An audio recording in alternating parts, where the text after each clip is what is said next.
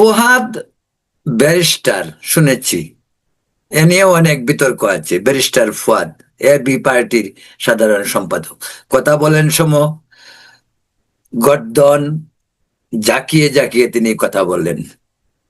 কথা বলার সময় মনে হয় যে একজন একেবারে তিনি সব জানতা, পৃথিবীর কোনো কিছুই তার জ্ঞানের বাইরে নয়।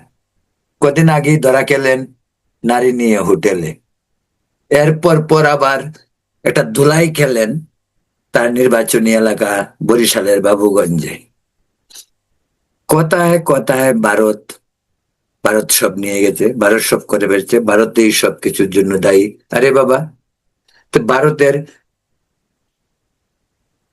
সবকিছু বর্জন করো, তোমাদের ইউনূস সরকারকে বলো ভারতের পণ্য বর্জন করতে।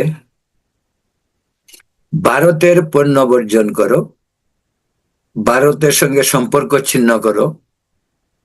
খেলার তো 12টা বেজেছে, ক্রিকেট খেলার বাকি যা আছে সব ধ্বংস করো, তারপর প্রমাণ করো তোমাদের অস্তিত্ব কদিন টিকতে পারে। এটাই এখন সবচেয়ে বড় প্রশ্ন। ভারত ভারত ভারত, আওয়ামী লীগ, শেখ হাসিনা, ফ্যাসিস্ট, এই গীত গেয়ে বাংলাদেশের মানুষকে আর ধোঁকা দেওয়া যাবে না।